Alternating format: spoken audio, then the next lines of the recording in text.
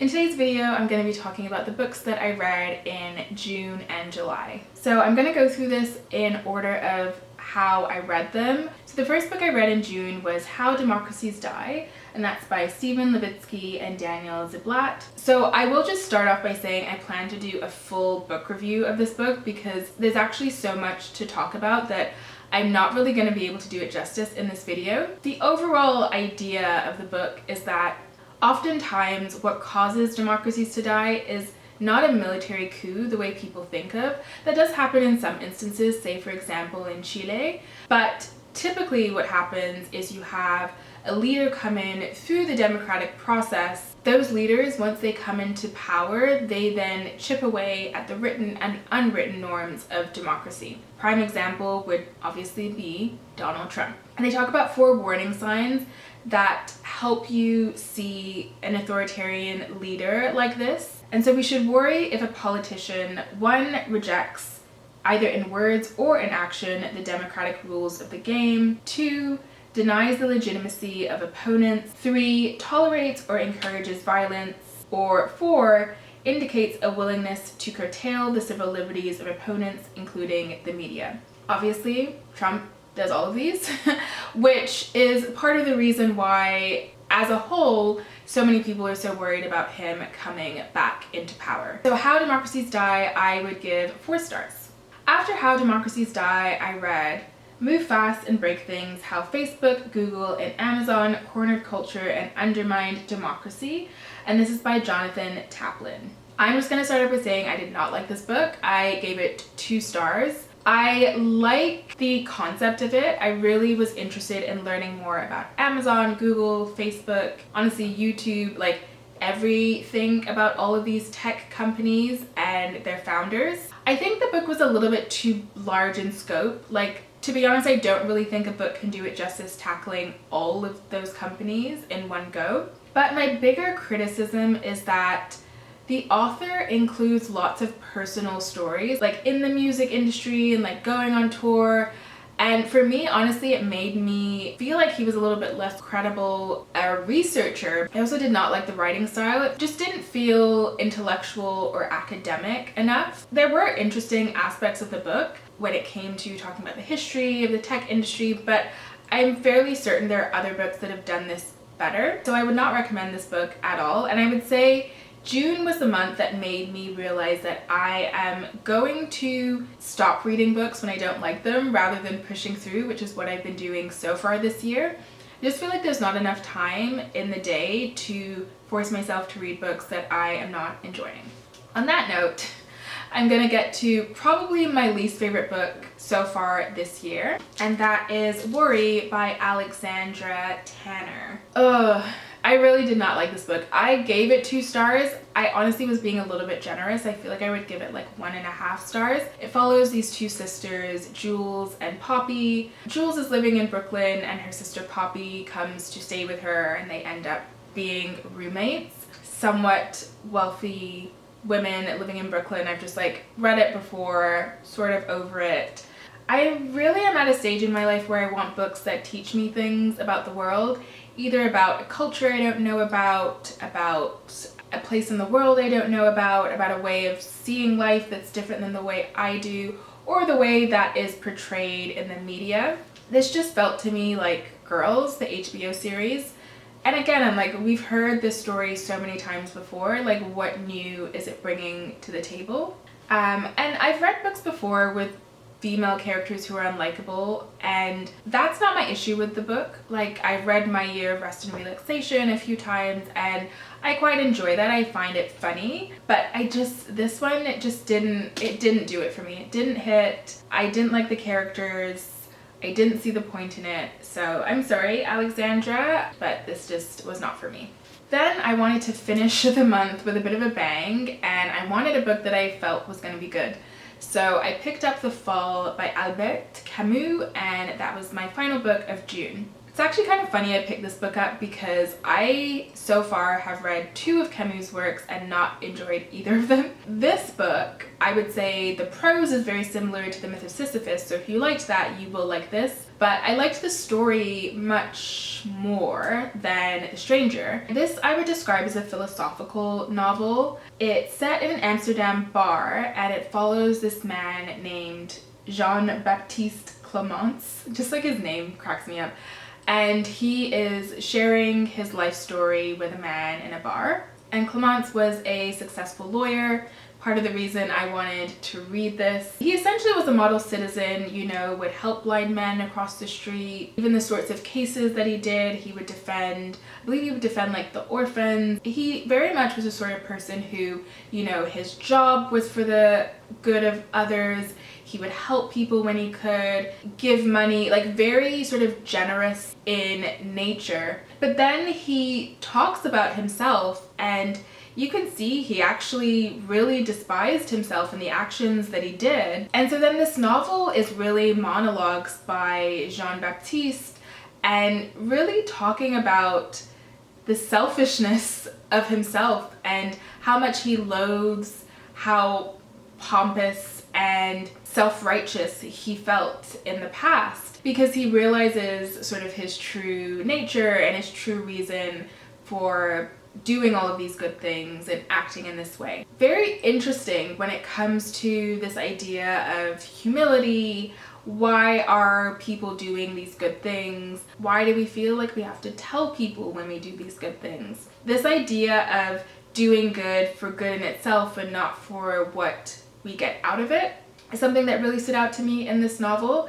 And yeah, I just also thought it was very well written. Like, Camus is pretty funny and I laughed quite a bit. Definitely when it comes to me wanting to become a writer, there's a lot that I can learn from Camus because I think his writing style was absolutely beautiful, very enchanting. I felt very much transported into another world. So I really enjoyed this. I gave it 4.5 stars.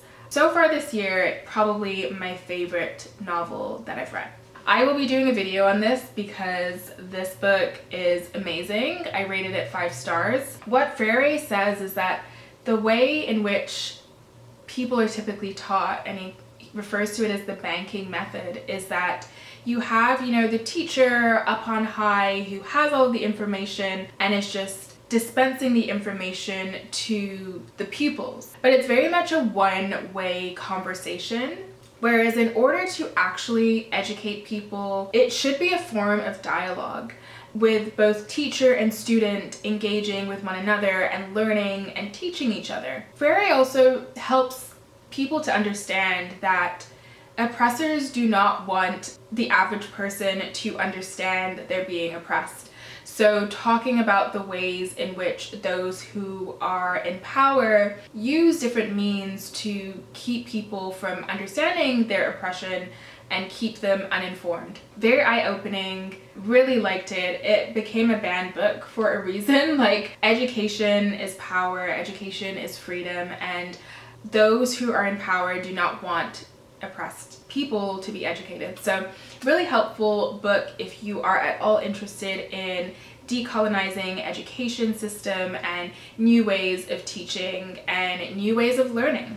So after that 5-star read, I then moved on to Black Skin, White Masks by Frantz Fanon.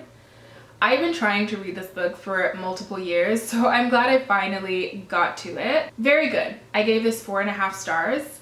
I will just start off by saying Fanon is clearly a flawed human being. I did not enjoy his chapter about Black women.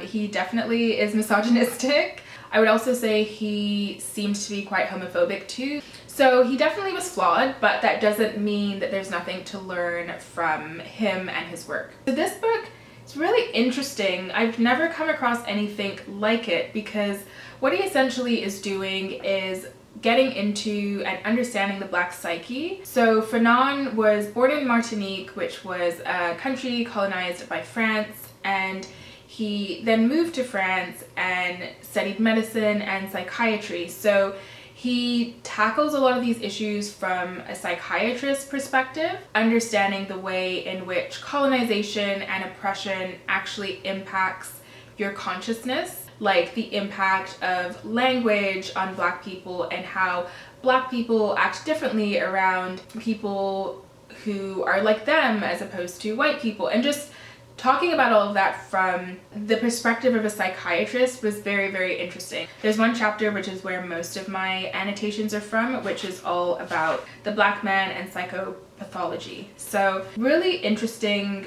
book. I next want to read The Wretched of the Earth by Fanon because I think I might enjoy that a little bit more. I overall liked this and it's definitely very interesting, but was not the easiest read either. I have not really studied psychiatry, so I don't necessarily know tons of stuff about Jung and Freud, and I think a better understanding of those concepts would allow me to have understood this a little bit more. But definitely a very great book when it comes to anti-colonial thinking, consciousness raising for Black people or for the colonized in general. Then the last book I read in July was The Picture of Dorian Gray by Oscar Wilde. Definitely liked this book, as you can see from the annotations. I had read about half of this book before and just never finished it because I felt like I wasn't in the right mind state to really understand what I was reading. But funnily enough, I think if I had finished it the first time I'd read it, I would have given this 5 stars. Now I give it 4 stars. I really enjoyed Oscar Wilde's writing, his prose. Almost every other sentence felt like it was a quotable. But, and this is something that I eventually will make a video on, I've really been exploring the idea of the philosophy of art and the purpose of art and why we have art, and I just think the overall message of this book is not particularly great, and I think it actually glorifies living a life of hedonism in such a way that I think it probably does more harm than good. So that's why I give it 4 stars as opposed to 5. This story is about a man named Dorian Gray who essentially sells his soul in order for eternal youth and beauty. So this man named Basil paints a picture of him, and he loves the picture but is actually jealous of the picture because in the picture he will remain youthful forever, whereas in real life he will age. So then he asks for the picture to age and for himself to remain youthful and lovely. And so what happens is anytime Dorian lives this life of hedonism, the picture becomes ugly, but he remains youthful and beautiful. Many beautiful quotes within this book. I will have an Instagram post where I share some of my favorite quotes from the book, so I'm not going to get into that here. But overall, a really great read. If you want something that's going to be a sure thing that you're going to get loads of quotes from, I would definitely recommend it. And I actually am interested to read more of Wilde's work because, yeah, very, very beautiful. This is definitely a book that I would want to read prior to doing any sort of writing because Wilde's use of the English language is very, very beautiful, and I think the only person that I've really been in awe of their use of the English language more than Wilde is probably Nabokov. I read Lolita years ago and I just couldn't believe how many words I had to look up as I was reading it.